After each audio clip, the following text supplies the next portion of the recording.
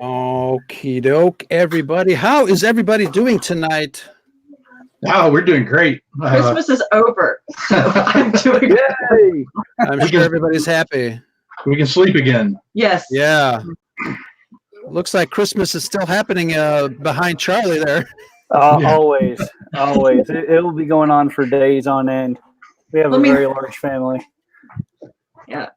Yeah, my kids, they expect to get little gifts for the 12 days of Christmas. So they get candy every day. They're like, Mom, did we get our candy today? It's still Christmas, remember? So yeah, they're kind of spoiled.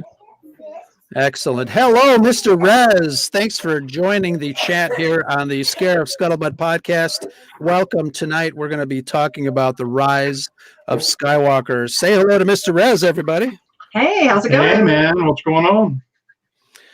So thank you guys. Who do we got here? We got the folks at Coruscant Radio Underground, Marisha and Andrew. How are you guys? And Mr. Charlie Skywalker, how's it going? Doing well. That's good. Looks like you're getting in a lot of practice before you launch your own thing, huh? Trying to. Every little bit helps. We are we're excited over here at the Scare of podcast to have you be on the air and have some fun as well. I think I hope you're excited. I know you've been posting kind of some nervous tweets there every so often, but I'm glad you're going to do your own thing. It'll be cool to see. I'm hoping just add another voice, more positivity, and I love Star Wars so much, and it's caught on from my kids to family, and whatever I could do to spread that's what I want to do. Yeah. Oh, you know what? Hold on a second. Let's invite everybody. Say hi to Salty Nerd. He's on the podcast here. Yeah, what's going on? Salty? Hold on a second. So let me I'm going to take a break. You guys talk amongst yourselves. Did anybody get any really cool Star Wars items? Me or my kids? for Christmas? I got a TIE Fighter. It's a double TIE Fighter model set that I'm looking forward to putting together. TIE Fighter is my go-to spacecraft in all of Star Wars, and I have two different versions to build. Awesome. That will go in my studio once I get that built as well. Nice. Yeah, Andrew's a big fan of. He's got a collection of models back here. All his. Every time he's like, "Look what I found!" Every time I go to Hobby Lobby, he's like, "Look what I found! This is a new model." Yeah. Yeah. I mean, I haven't really got my Christmas present yet. Yeah. I don't know if it's Star Wars or not. It's Star Warsy, but unfortunately, I thought I was doing so good. I ordered it only a week into December, which is good for me, but it still hasn't even shipped. So it will be here eventually. So Merry Christmas someday, love. Now the kids got some new Star Wars blasters, and they got new costumes to wear to the movie. And they did. Nice. Elijah got a Poe Dameron helmet. He doesn't know that it talks, and he will not. Yeah, Elijah got that. Got the Black Series Poe Dameron helmet. Yeah. Oh, that's cool. It's like this big on him. It's really cute. That's cute. I was able to get one of those at Ross's for $20. Oh, don't tell me that. I scarfed that right up. Yeah. I think I posted that, and somebody else was able to run over to Ross's and get it.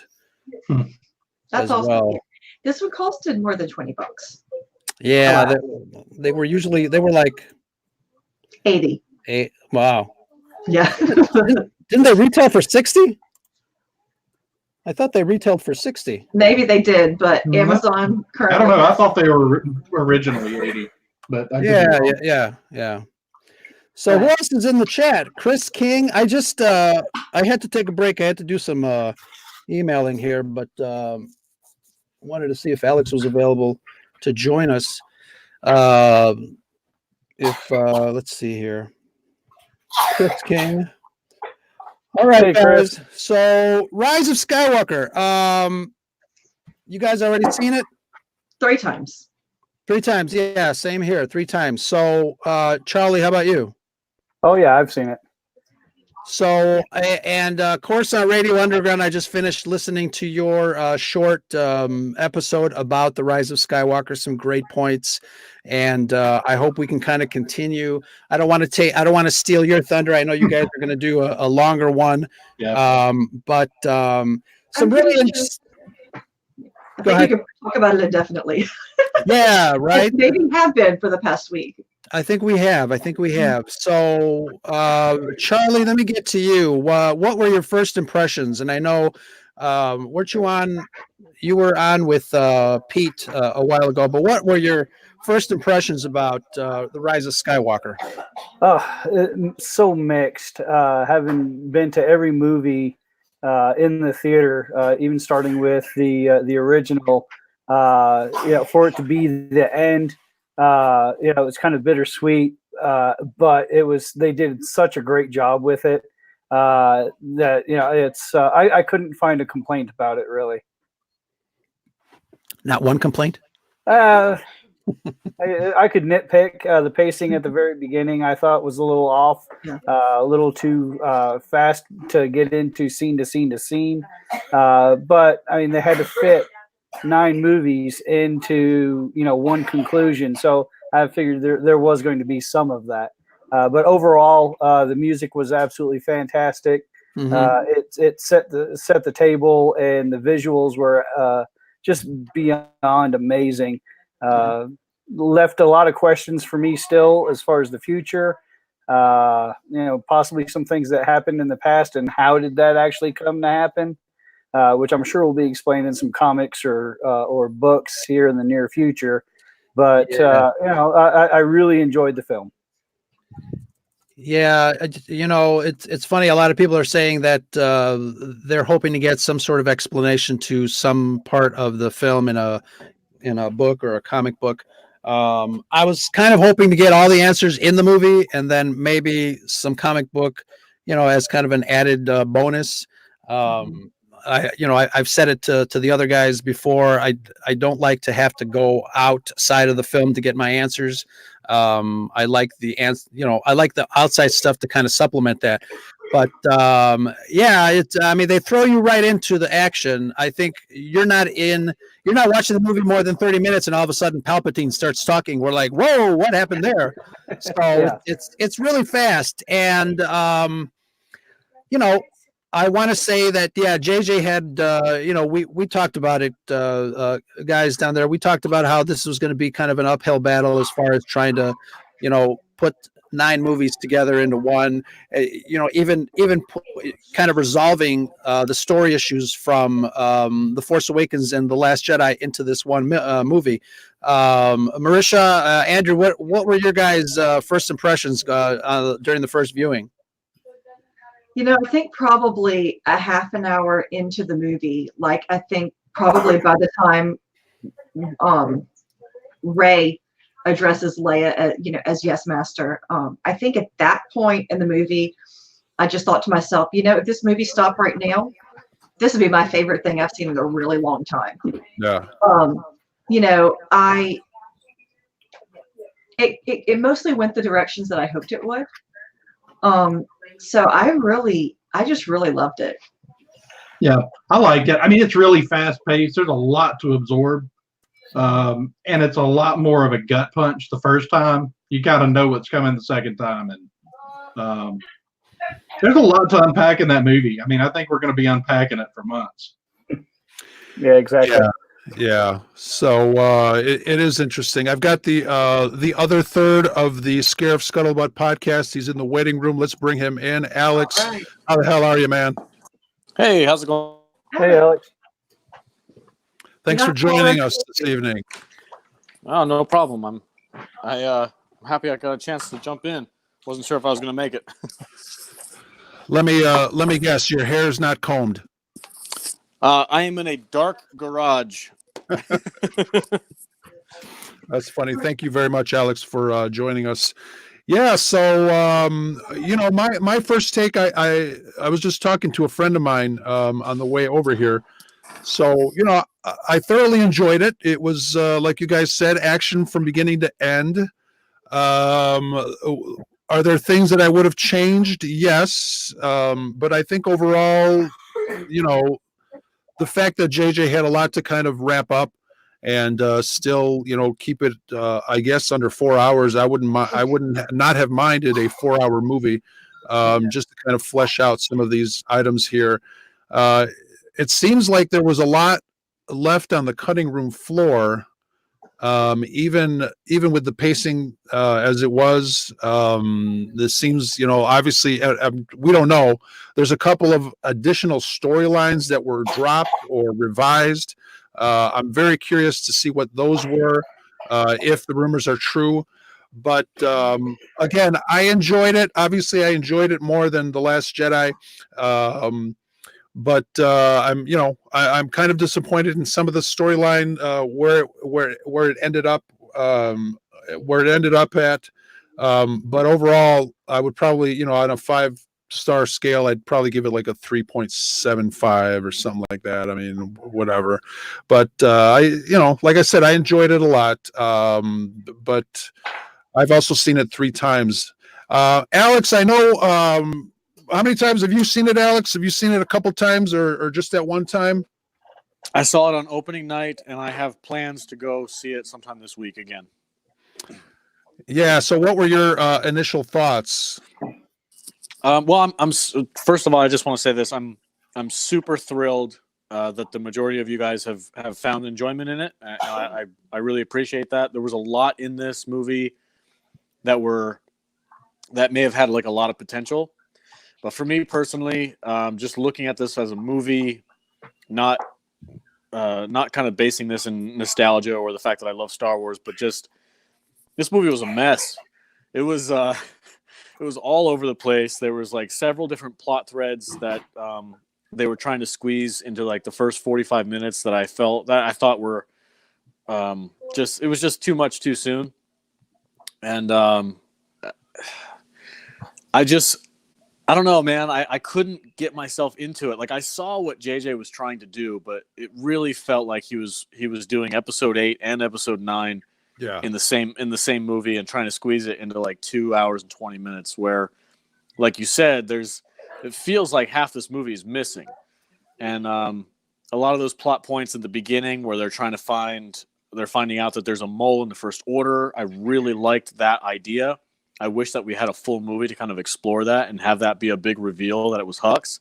Like that would have been really cool. Except they kind of just peppered it into this other movie, and you don't really get the full effect of that.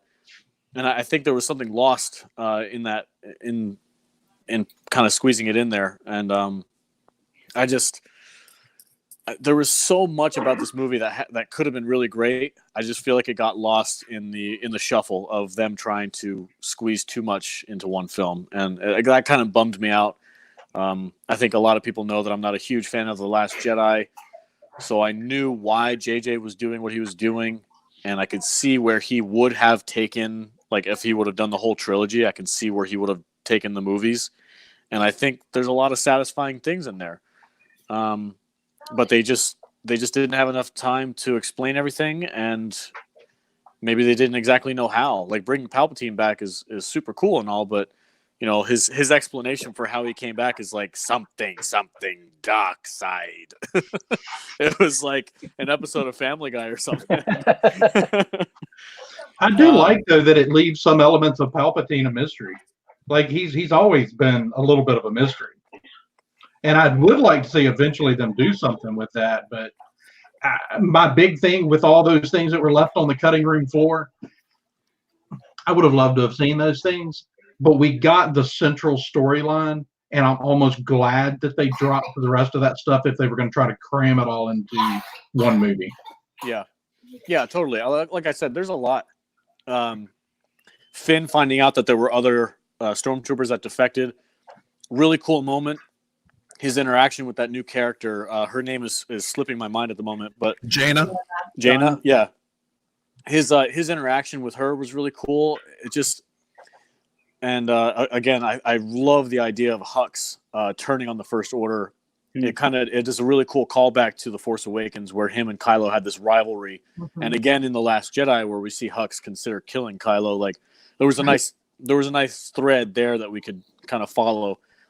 I just wish it had more time. And as far as the Palpatine thing, I do. Yeah, I like a little bit of mystery. It's cool, but I mean, we saw the guy fall down a shaft, explode, and then it blew up the place that he exploded in. So it's like we kind of need something more than unnatural force abilities. Like, just I don't know, man. It felt out of place, and I think I don't think it's a secret that this, bringing Palpatine in was not part of the original plan. It was just kind of like a last ditch effort. Like, hey, let's bring another big bad in, somebody that we recognize, somebody that can have kind of bring in the whole prequel trilogy and original trilogy together and tie it in a nice little bow, which on paper, that sounds really great. In delivery, it felt a little off to me. I agree. This film, real fast. This film almost felt like it was a mess, but it almost felt like cliff notes to a bigger trilogy. It was a lot of like little things that were peppered in there, a lot of different plot points that were out there. And unfortunately, I think because of that, it does suffer from the whole mess scenario. But Charlie, what were you going to say? What were your thoughts on that? I agree. If we could have had just a couple more minutes for each scene, just to flush it out, just a tad more, I think it would have made a lot more sense. Even another 30 minutes of film really would have done it justice, just to tie it in. So I was saying especially at the very beginning, it's and Alex even brought it up that it just was so fast to get into between all the different scenes that if we just could have expanded just a little bit here or a little bit there, the whole scene with Hux when you find out that he was the mole. And you're like, well, how did you find that out? What led to that? Was there comments that were said? Was it transmissions that were traced back to him? We don't know, other than you're the mole, bang, you're dead. And it just kind of was short and sweet, and get in, get out, move on to the next point. Yeah, and another thing, that's a great point, Charlie, about Hux. Again, I think I said this already, but these ideas were really cool. And one of the things that I thought was really awesome, that I'm pretty trepidatious. Is that a word? Trepidatious? Trepidatious. About doing is introducing new force abilities. But I did really like this new force healing thing. It's been a concept that's been around for a really long time, so it's not really a surprise or anything new to Star Wars fans.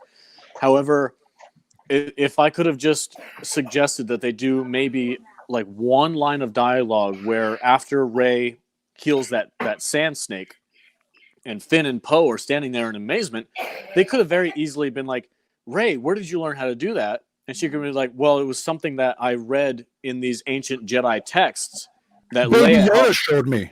Yeah, Baby Yoda. She's like, there was something I read in these ancient Jedi texts that helped me understand how to do it, or something. Like just one little quick line of dialogue would have explained so much about her new powers and how she's able to control them a little bit better in this movie versus the other two. I mean, Rey is just on God mode in this movie. It's crazy. And it's cool to watch. I love watching Force powers and Jedis do cool stuff, but just a little bit of an explanation where she could have said something like, I learned a lot from those old books from the Jedi, and that would have really covered almost everything that she did in this movie. Yeah. New force powers are always cool. I think I agree with you a little bit as far as starting to get the Jedis and the Force into God mode. I think there were a lot more limits in the original trilogy, and but the only thing that I can say is that some of these characters have grown, and maybe they've learned more things about the Force in the time that between the original trilogy and now. Yeah, but that's a great point. Yeah. To be fair, and I'm judging myself on this, we don't ask how Luke knew how to grab the lightsaber out of the snow. We just assume that at some point in time during episode 4 and episode 5, he had learned how to do that, right? So I have to be fair and say that, I can just assume that that's where she learned it from, and kind of create my own headcanon. So yeah, you're right, Ro. That was a good point. You do have a point though too, because she's got these books, and supposedly all the knowledge of the Jedi are in these books, these volumes that she grabbed from the tree, and there has been some time that has passed from the end of Return, or the Last Jedi, to now. So, but you're right. There could be a little bit of an expositional line that kind of suggests that, where she learned, how she learned it. They had that little sequence where she's training with Leia. They could have gone in there as well.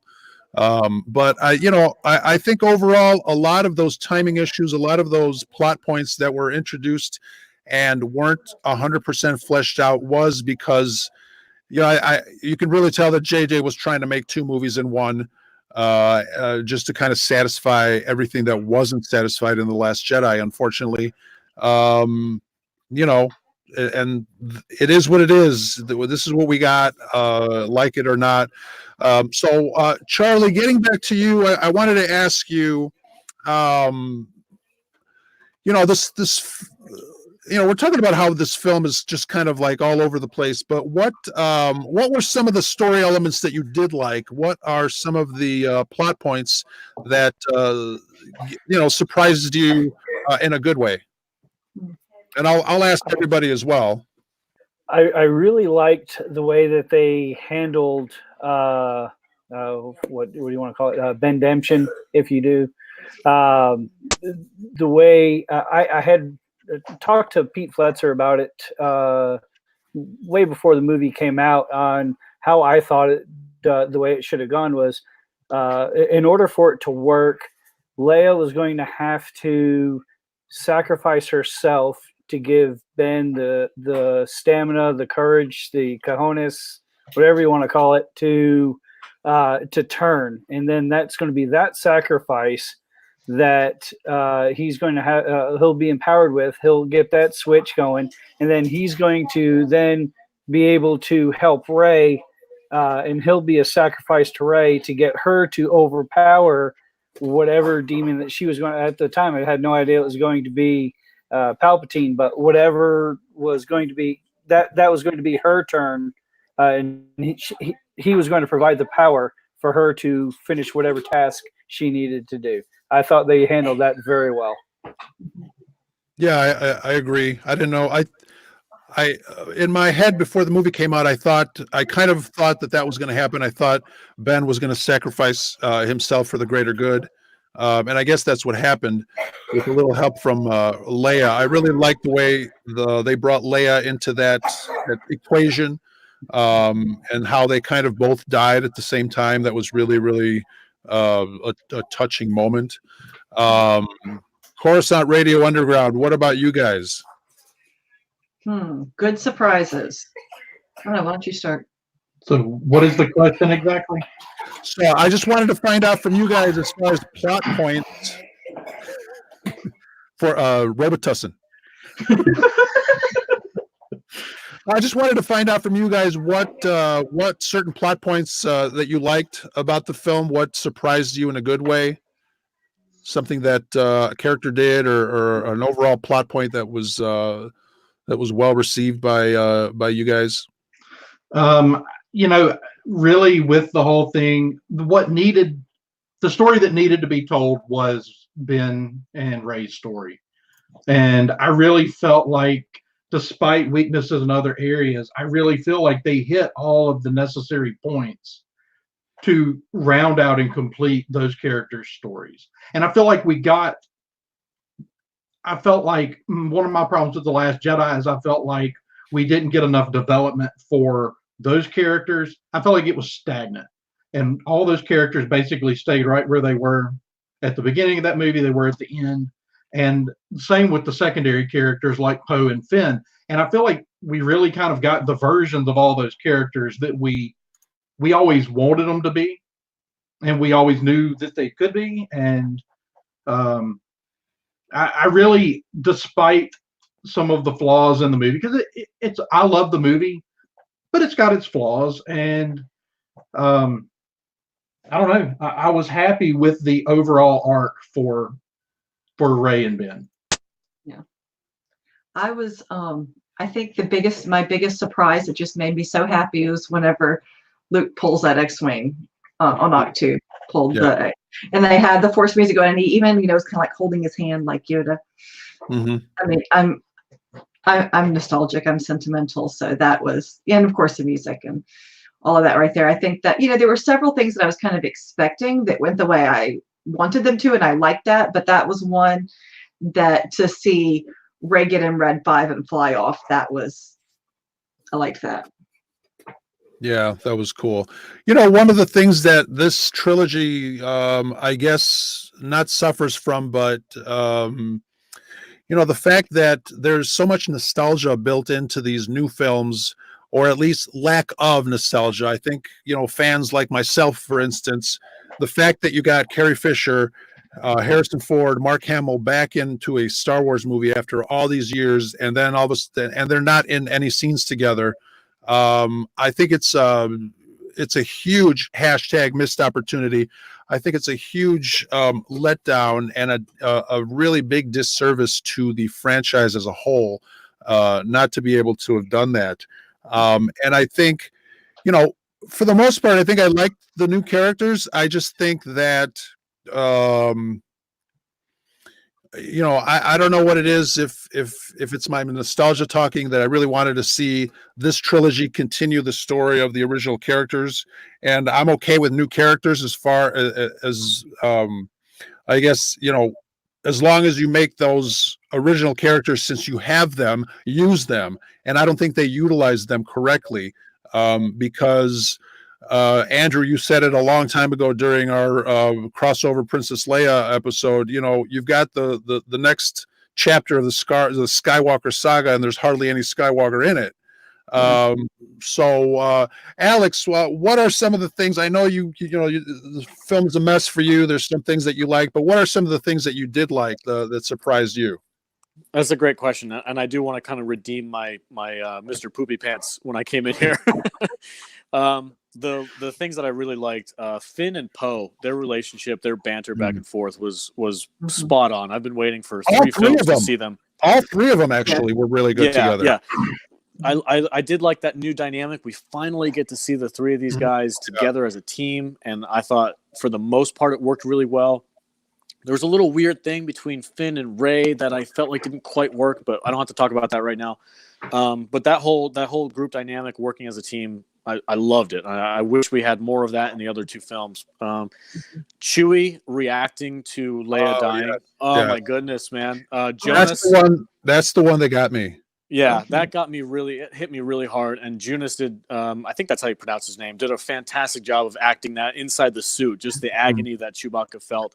And then the young Luke and Leia training, that took me by complete surprise. Did not see that coming. And I actually, as much as I dislike the like de-aging of actors, like one of the things that I didn't like about The Irishman was they de-aged Robert De Niro like too much, and it looked weird.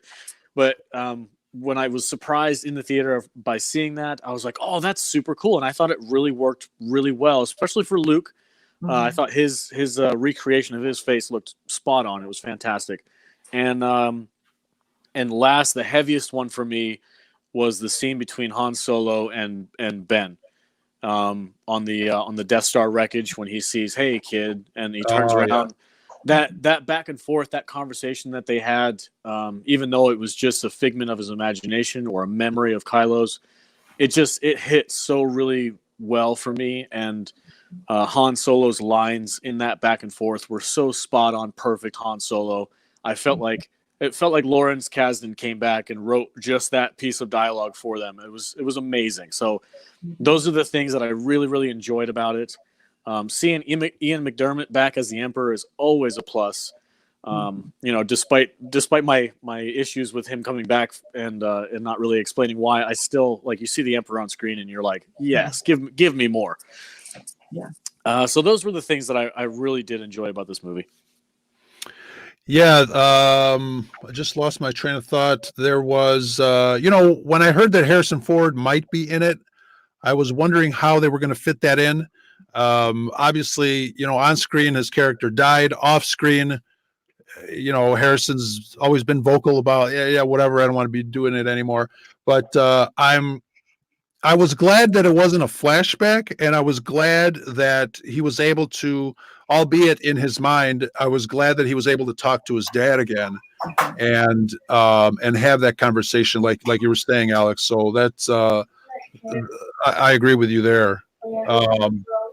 Yeah, that was amazing. I'm glad that they included it as a memory, and they didn't try to imply that that it was a Force ghost of Han.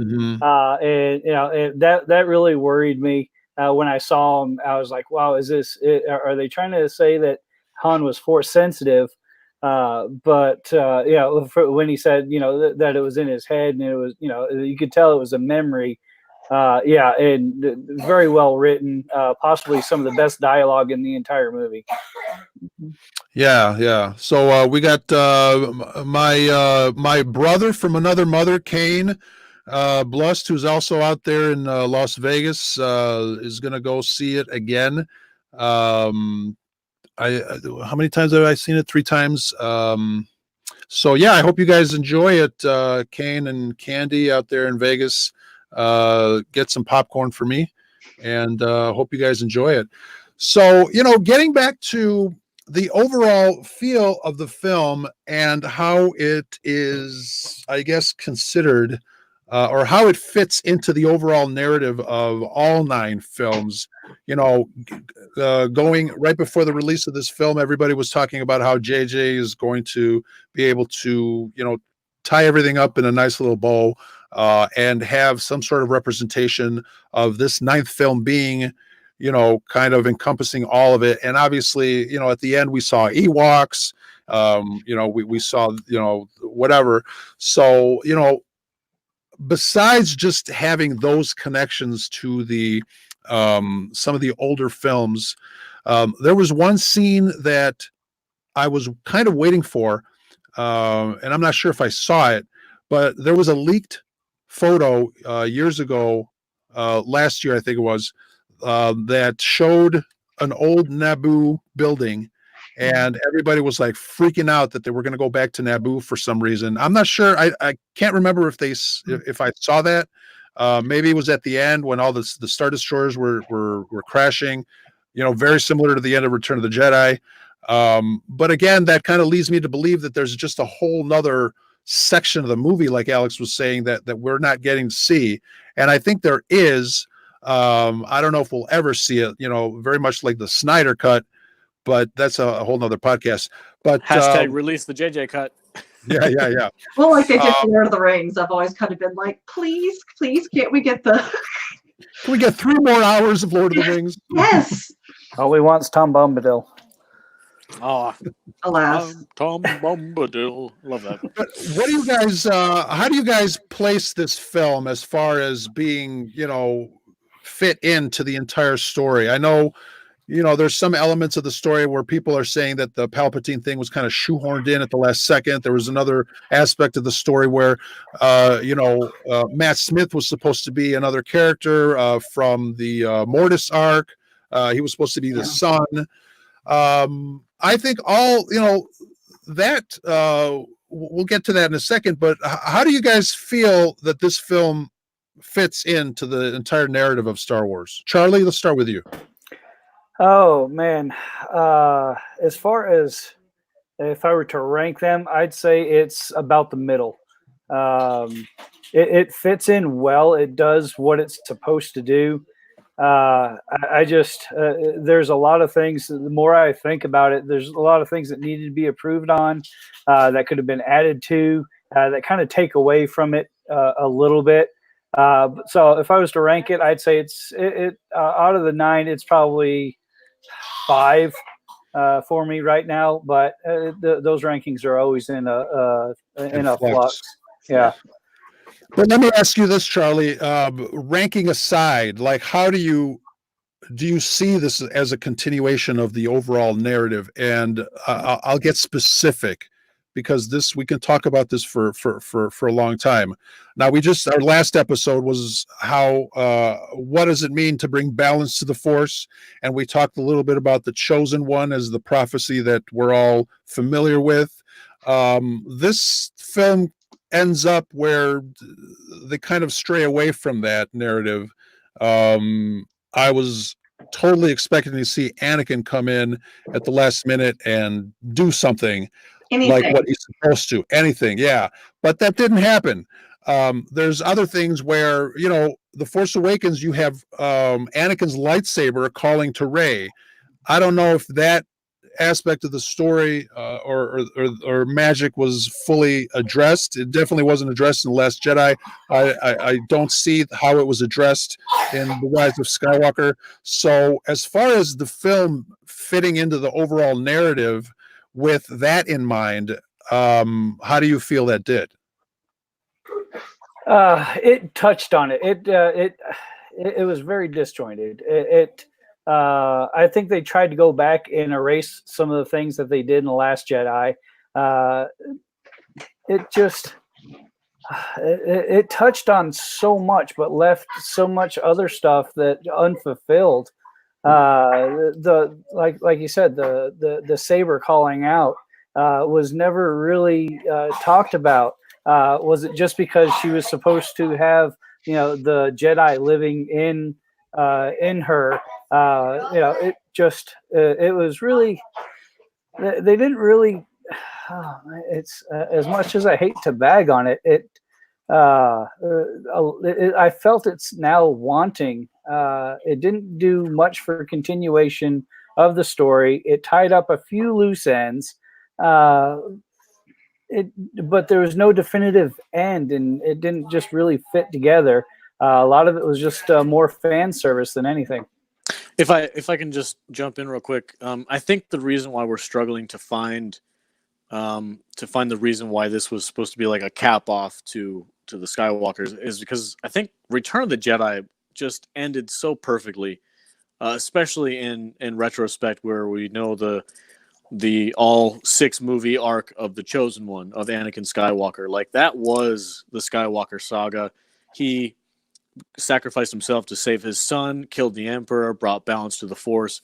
So when they brought these new movies on, which I was all for, I'm always for hearing new and stories and stuff, but it just it had a hard time finding its footing and then finding its reason for being, because the Last Jedi was so, or I'm not, the Return of the Jedi was so perfect.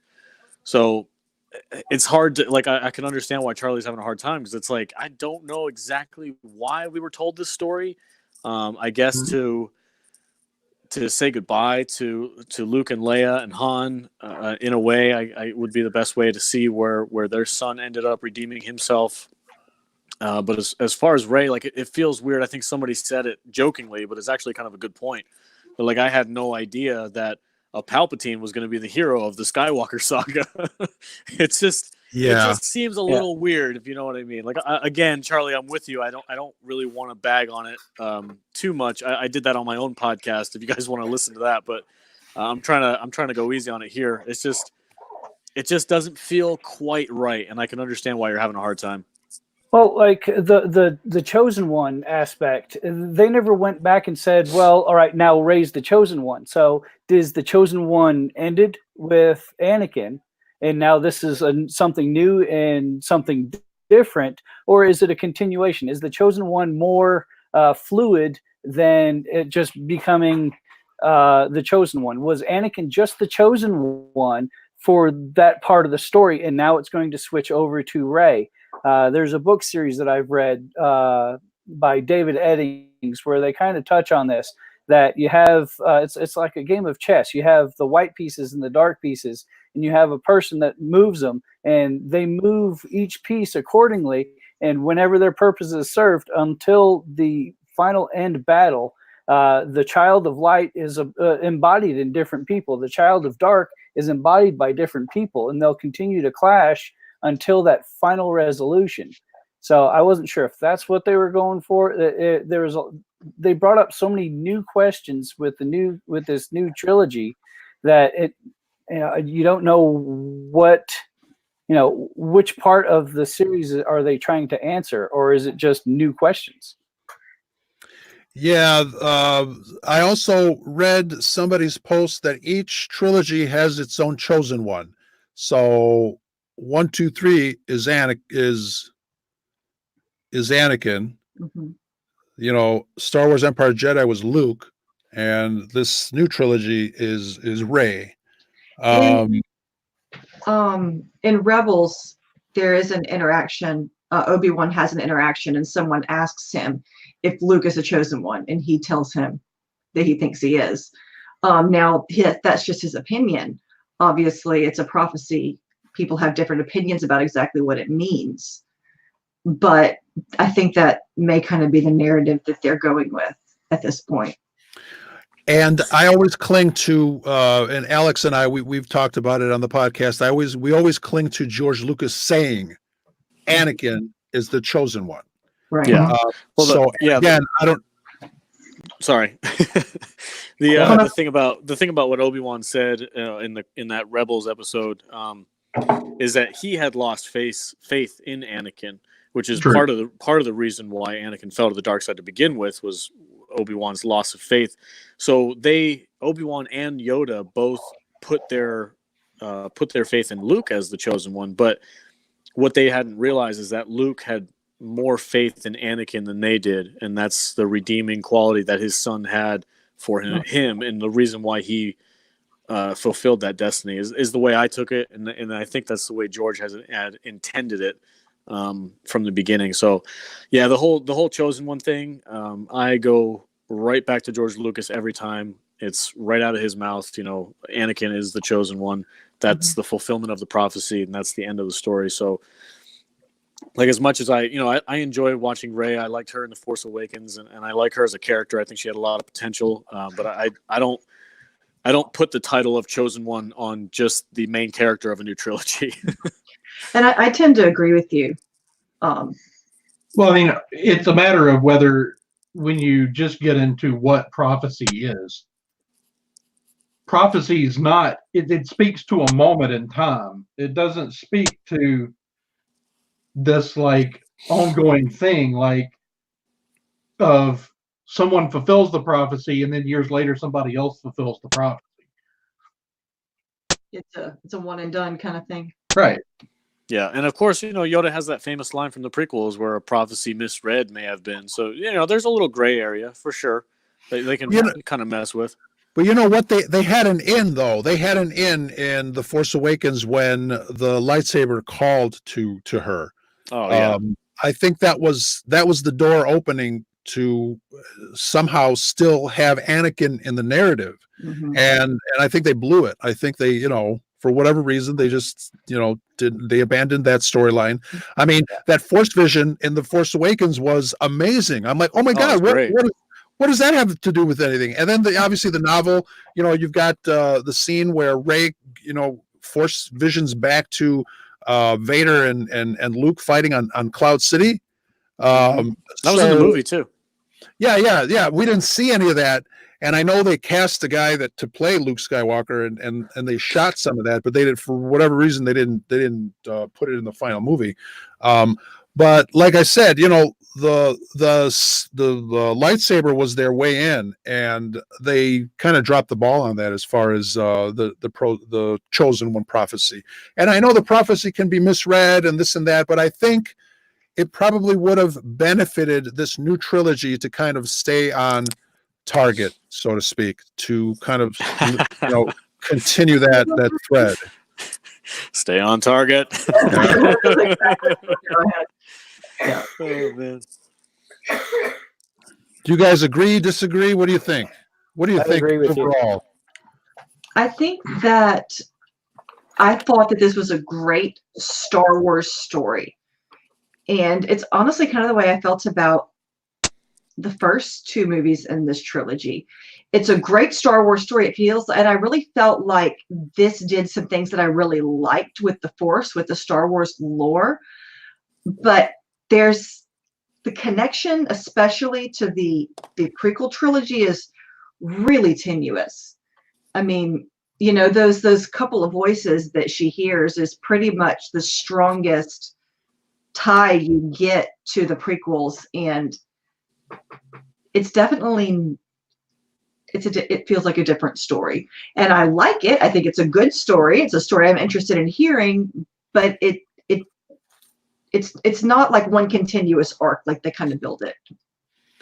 Yeah, and you know, a lot of people saying, well, the original trilogy wasn't one continuous arc or wasn't pre-planned, but you know, it may not have been pre-planned completely, but it certainly definitely plays out as one story in 3 films. Well, the difference is you had Lucasfilm say, well, we're going to get this director and writer to do this one, this director and writer to this one, this director and writer to do this one. Where Lucas did the same thing, but him as the creator of this world, this universe, was overseeing every step, and they did not have that person on this trilogy. Yeah, they did not have. They had somebody overseeing production. That was Kathleen Kennedy's job, and production value wise, they're fantastic. But when you look at the creative side of it, you didn't have that one creator making sure that everybody, whether it was a different writer, a different director, whatever, was staying within the scope of the story that was set before them. yeah, exactly. And I'm with the commenter on the thread over here that says we should have seen Anakin's Force Ghost, because I thought if they had done that, like had him show up, even in The Last Jedi, as great as I thought Yoda was to see Yoda, I really wanted to see Anakin. I felt like that would have created some kind of continuation for the whole saga, which is how they build it. Instead of just being like, and here's an epilogue. And that's kind of what I felt like this story was, just sort of like an epilogue about like some semi-related characters. What I do thoroughly enjoy, here's what I really appreciate and like about this movie, is that and before you do that, I'm going to jump out because my phone's about to die. So it was great talking with you guys. Yeah, man. Thank you, Ro, for having me on. And Thanks, Alex. Enjoy the rest of the conversation. You guys have a great night. Yeah, All man. right, good night. What I really appreciate about this story is that it embraces what Star Wars is and was in the original trilogy, is that it's serialized fantasy storytelling. And more than 7 or 8, The Rise of Skywalker embraces fantasy tropes. I feel like 8 barely goes the fantasy route at all. Mm. 7 begins to lean into it, just like A New Hope did, but it like I said, you know, I feel like for what mixed feelings I have on The Last Jedi, the thing that I always come back to is that I felt like the whole thing stagnated. That we hit The Last Jedi, and while there are parts of that movie I enjoy and characters in that movie I enjoy, I just feel like they're at the end of that movie, they're almost exactly where they were at the beginning of that movie. Mm-hmm. The only character that experiences any real growth, or at least perceived growth, is Finn. But I will still argue that Finn already had that arc in 7, and then they had that arc again in 8, where he had to decide he wanted to stand up and fight instead of run away. And he kind of had that arc in 7, and then that's what he did at the end of 7. He stood up and fought. And then we get to 8, and he had to have the same arc.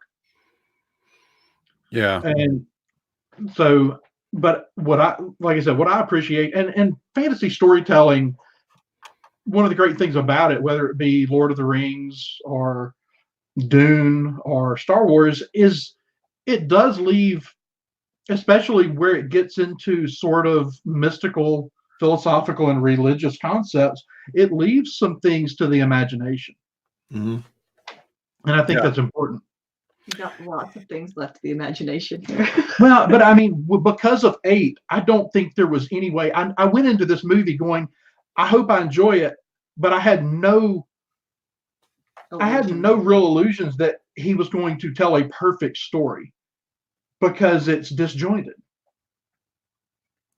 And I've always said that, I was hoping that at least that episode 9 would be a good sequel to 7, because it is all over the place. It's a JJ movie, it's a Johnson movie, and it's a JJ movie, and you can definitely tell that JJ was trying to kind of finish some of the things that he introduced in 7 that Johnson just didn't even touch on in 8, and I think overall that hurt him.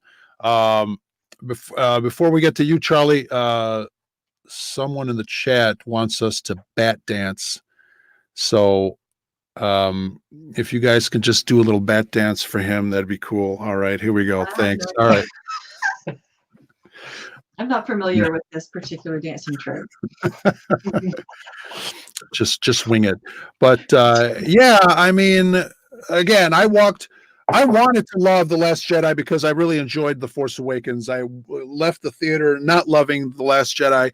I walked into episode 9 wanting to be entertained. I think I was entertained.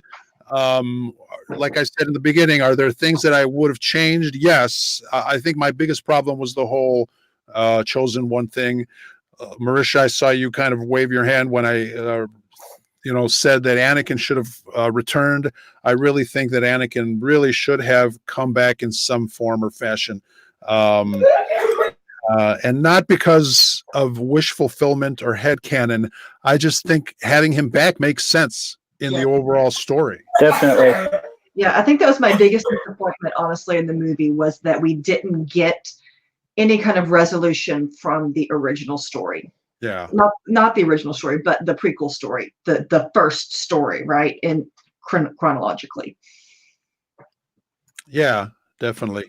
So, we talked a little bit about the characters and how different they were. And obviously this time around, all 3 of them are going on this adventure. And I really, really enjoyed it. Alex mentioned it a couple minutes ago. The other thing, besides the characters being really great together in this film, I think, Daisy and John Boyega and Oscar Isaac, they really stepped up their acting game. I think Daisy was really, really fantastic in the scenes, especially the scenes during the final moments between, Rey and Kylo. I was just blown away at how really, really good their acting was. What did you guys think, Charlie? What did you think about the character dynamics in this film? I think they did an outstanding job. To start with Rey, when she needed to be aggressive, she was aggressive. You could see that in her face, that set of her jaw, the way, just the sheer determination to do things. The lightsaber battles were absolutely epic. I really loved the way that they did that. And then when she needed to be soft, when her and Kylo had their moments, when Leia died and she felt it and she knew it and she looked at him and you could just see the emotion that was going through her. And then at the end, when he saved her, and I was so rich of a character. The playful banter that they had together, their interactions. Anthony Daniels for 3PO completely changed my mind and whole mindset, because I was an anti-3PO guy. I just thought he was just so annoying and over the top and just wooden, that, but in this movie he really shone through, and you just got that emotion. It doesn't matter, almost any character, they actually had depth to them, and it was really good to see. Mm-hmm. I agree. Yeah. It was enjoyable to watch. Obviously in in universe, there were a couple of years in between The Last Jedi and the beginning of this film. You can tell that they've had experiences before. You can tell that they've grown closer. I love the banter between all three. It seemed natural, where before it just was not natural at all. It was sometimes it was tough to watch, but I really liked the character dynamic in this for them. And you're spot on about 3PO, man. He really stole the show in this. Yes. I loved that they gave 3PO more to do, and his lines were well written for him. I think the humor was really great. It wasn't over the top like the humor in The Last Jedi. Guys, Marish, Andrew, what'd you guys think about the rest of the characters, the new characters, some of the new people that we met? New characters. We got some really great honestly, we got some characters that I think it's kind of a shame it took us until the last movie to finally meet, because, I would have liked to have seen more of them through the series. I liked me some Jaina. I thought she was great. Yeah. I think she may have been my favorite new character. Yeah, no, we got a lot of new characters. I mean, Babu Frick is a lot of fun. We've always gotten little characters like that along the way, and we really hadn't in this trilogy until Babu Frick. So that was good. But Jana's a good character. Zori Bliss is kind of, for me, like, she's the one that you just look at the character. It's kind of in that Star Wars tradition. You look at this character and you go, I got to know more about this character. Mm-hmm. Now, somebody had mentioned that, she, I guess, they're comparing her to Boba Fett. Like, do you like this character because she's mysterious and she's got a mask on and she's Boba Fett-like, or are you really interested in learning more? Now, obviously she does look cool, but I am interested in learning more. I love the fact that they, kind of introduced that aspect of Poe Dameron before he joined the rebellion. It's just those additional character moments that really make a character rich. And like you said, you really want to learn more about who these characters were. I thought she was really cool. Absolutely. And she had prior knowledge to some of the key characters. So it's like, well, what about that? Did they kind of explained a little bit between their relationship? I thought Zori was a cool character. Just the way, she handled herself and the dialogue and the bits and the pieces that she threw in there were actually helpful. It wasn't just like the person in the prequel that I can't remember, the bounty hunter that shot at the pod racers, where they look cool standing up there. Oh, hey, who was that? But she actually had a little bit to offer and made you really want to get a little more invested into that character. And then the scene at the end with the celebration, and you get Poe doing his Han Solo impression about how about now, and she just shakes her head no. And it's just like that was great character interaction right there. Mm-hmm. If we had those characters from the beginning and just kind of got to know them a little better, instead of, like you said, Marisha, instead of learning about these new characters in this last film, I think that would have been a lot better storytelling, a lot richer from a character perspective. I just think it's a shame that they kind of shoehorned everything into 9. And maybe one day we'll get, we'll get, I don't know.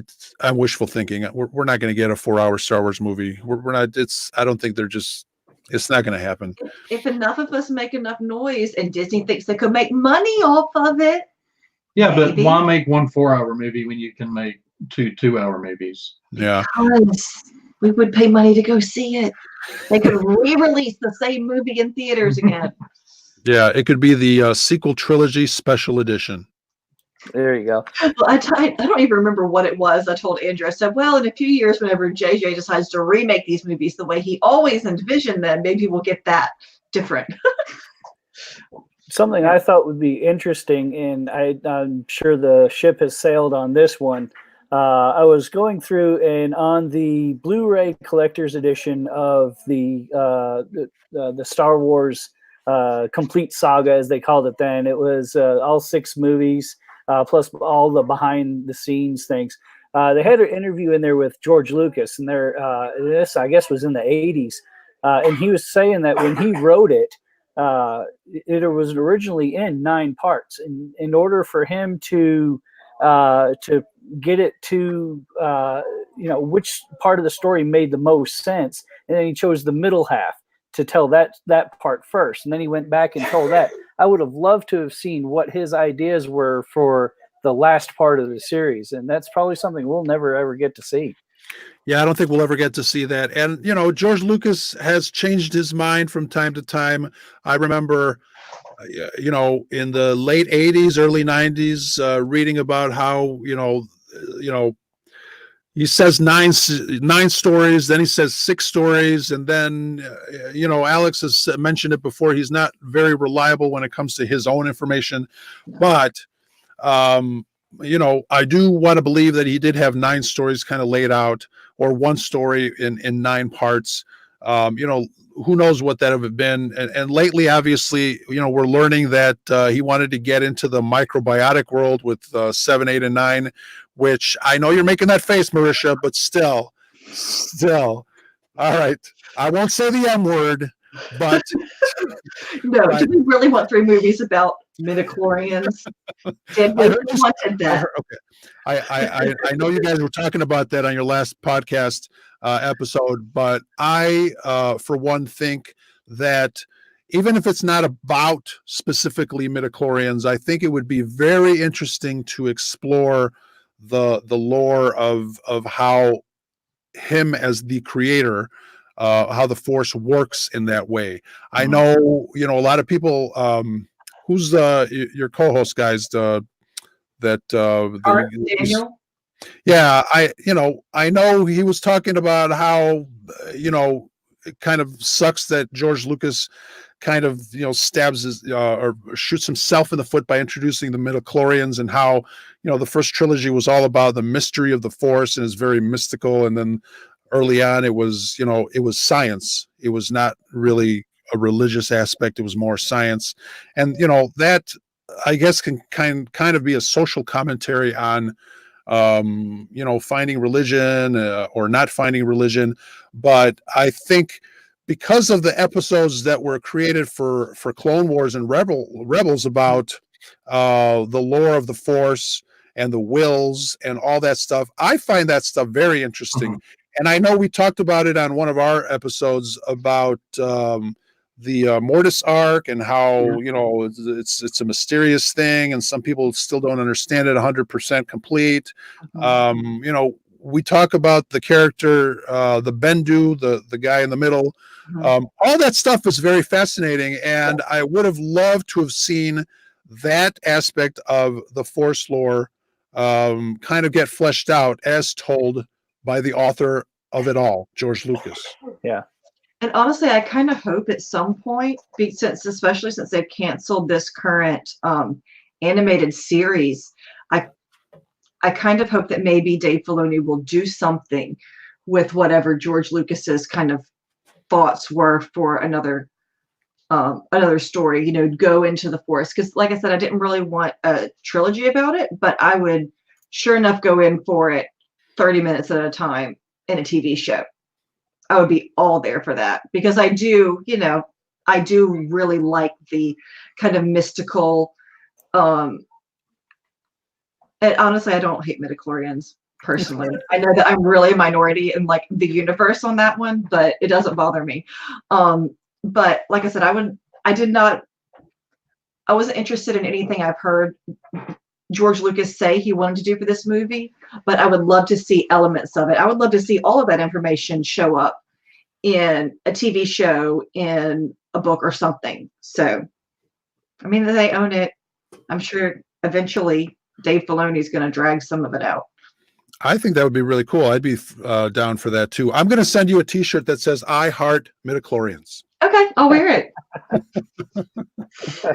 So we're tailing off here a little bit over an hour, but I want to ask you guys, kind of in closing, as a trilogy, does this work, Charlie? Yes, I believe that's the most successful aspect of it.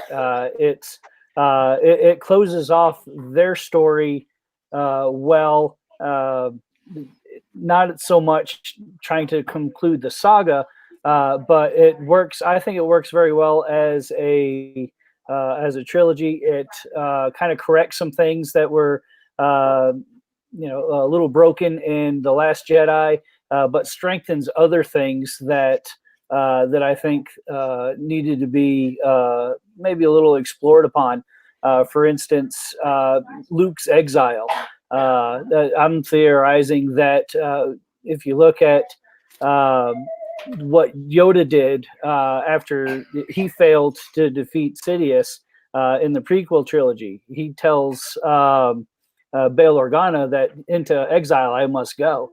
When you had Kenobi fail to bring back Anakin to the light side, he goes into exile to protect Luke, but Luke doesn't know that. He just sees Obi-Wan going off into exile. So when Luke fails as a teacher and it all crumbles down, what's he do? He goes, and hides in exile. So it kind of fulfills that a little bit. I can kind of see where they're going. It definitely works as a trilogy, just maybe not as the saga as a whole. Yeah, I'd have to agree. And, those points are always used as rebuttal for what Luke did in The Last Jedi. But it seems like, Luke went a step further where obviously Obi-Wan had a purpose in his exile. I think Yoda also had a purpose in his exile. Luke's purpose was he just wants to cut himself off and die. Which again, that's another podcast. You guys know how I feel about that. But Andrew, Marisha, does this work as a trilogy in the short run? And I know Charlie mentioned it may work as a trilogy, but maybe it doesn't work as the end of a saga. What are your thoughts on that? Yeah, I think so. And honestly, I rewatched The Last Jedi the other day just because I was like, okay, so now that we've kind of got the whole story, because I always have said I was reserving judgment on the first two installments of this trilogy till we got to the end, because it's one story. And I do feel like I even some of the things that irked me about The Last Jedi irked me a little less because I feel like they got some resolution here. So I feel like as a trilogy, I love it. Like I said, I think it's great, but I kind of do tend to agree with you that maybe not as much. I think we get a nice loose connection to the originals. Mm-hmm. I think it works as a trilogy, and I think that JJ chose the right things from The Last Jedi to put a spin on, and the right things from The Last Jedi to continue with the Force bond, some elements of the Force bond between Rey and Ben that Rian Johnson really began to explore, and JJ elevated them to a whole nother level. So I do feel like it does round out the trilogy well. Mm-hmm. How about you, Ro? I think I'm a little of both of you guys. I don't feel that it fits as an ending to the saga at all. I probably don't feel that it works as a trilogy as a whole because of the behind the scenes infighting in the studios that affected the overall story arc. Obviously, you had issues with episode 9 with different writers and different directors, hopping on the project, leaving the project, Colin Trevorrow. You've had issues with Mark Hamill and Rian Johnson. So all those things kind of took a front seat, unfortunately, and made the overall story arc for this trilogy to take a back seat. And that's unfortunate. I think they didn't plan it out. I think, because of that, I think this trilogy as a whole suffered because it was the victim of the studio executives, the people behind the scenes infighting. And I think it's a shame. I'm really hoping that other companies, at least Disney, would kind of step back and learn what happened and maybe take stock in their own actions as far as, if they ever do another trilogy again, whether it's Star Wars or not, but any other property in the future, I hope they really learn from some of the things that they did in this process. So that is my thought. We've got Star Wars on the small screen. We don't have another Star Wars movie for another 3 years. Is it 3 years? 2022. About 2.5 now. Yeah. So obviously you don't spend the amount of money that you did to acquire Star Wars and then put it to bed. Star Wars is going to be with us for forever. We've got Star Wars on the small screen. The Mandalorian is wrapping up season 1. Tomorrow we get, actually in a couple of hours, I think we get the season finale, and it's going to be a nail biter, I think. But Star Wars is definitely not dead. It's here to stay. But what do you guys expect out of Star Wars in the future, Charlie? Definitely more TV series than movies. I think that if they do movies, they'll do it one at a time rather than set a block of movies and say, here you go, here's your trilogy, go ahead and write it, and we're just going to be good on it. I think there'll be, one, if it continues to do well, if it sells well, then they could look at, possibly doing a sequel off of it, similar to what they did with the original trilogy. They weren't expecting much out of it, and when it finally became that success, then they greenlit the Empire Strikes Back, and then they waited for a little bit to say, all right, yes, this is really good. Go ahead and start on the third one. I think we're going to get that similar treatment here in the future as far as the big screen. But as long as there's fans out there clamoring for more content, whether it's TV shows, movies, books, comics, it's definitely going to happen. Yeah, definitely, for sure. Guys?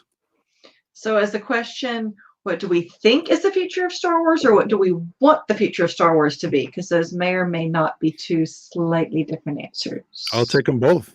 Take them both. Okay, why don't you start, Big?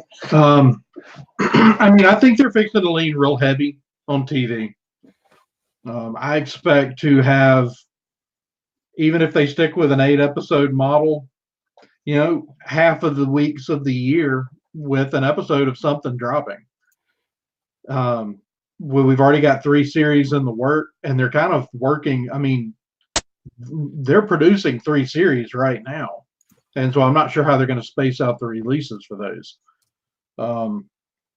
But I think movies are coming. I think we're fixing to start getting announcements. I think they've been holding on, waiting to get past this movie, and I think the announcements are coming.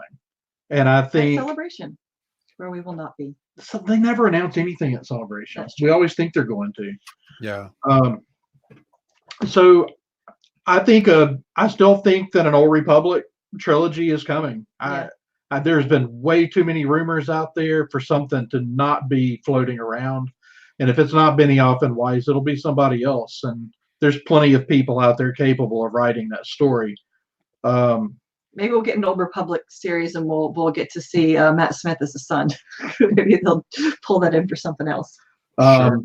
Yeah, I think we're going to get a lot of new series. I don't know. I would love to see a series, even if it's a one-off, 8 episodes and you're done, of just how the Mortis gods came to be.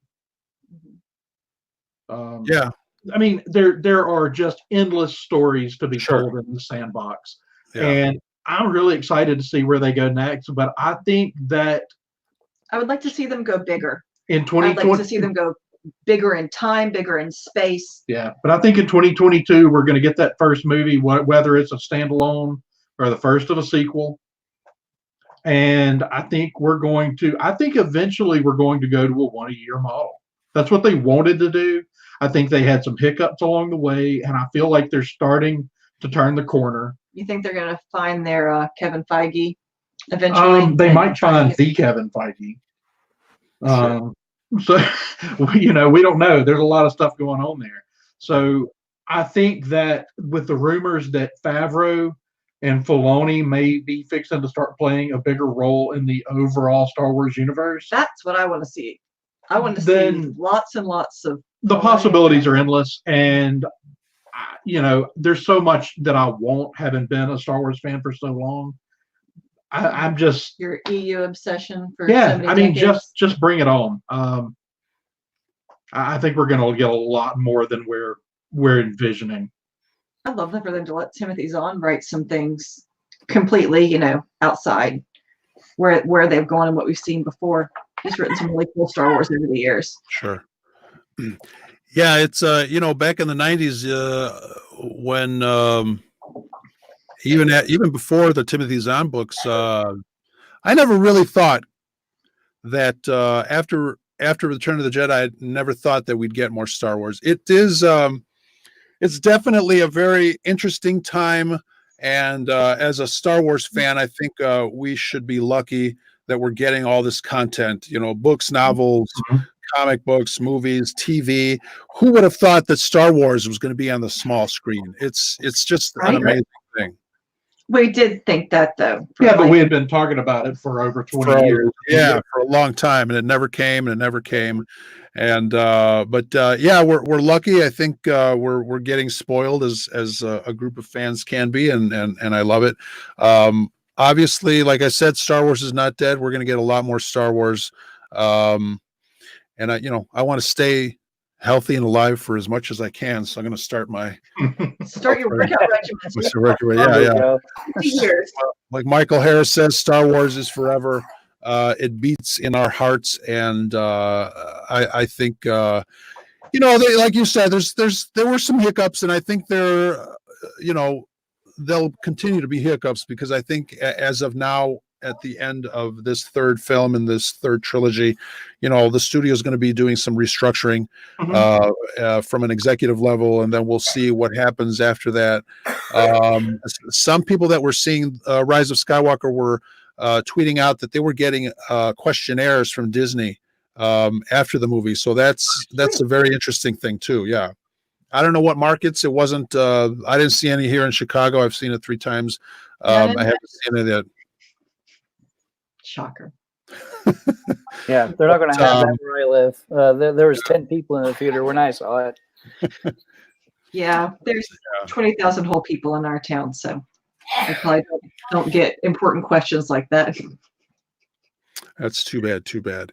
But yeah, let's end this broadcast. I want to thank you guys. But real fast, a couple of announcements. Charlie, you've got something brand new that you're working on. Tell us a little bit about that, how that is going. Are you nervous? When does it start? Tell us.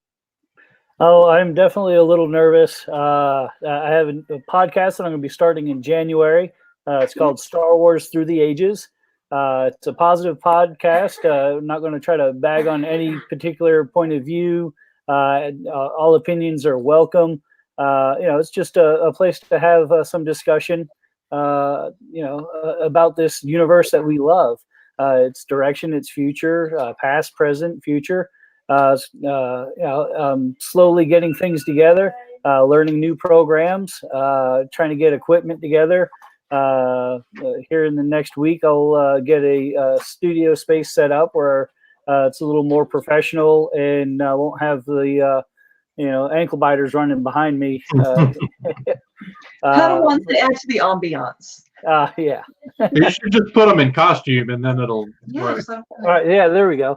But that starts in January. I'm really looking forward to it. I've been on Twitter for 9 months now, and have just absolutely loved it. And thank everyone for giving me a chance to do it and a platform to speak on.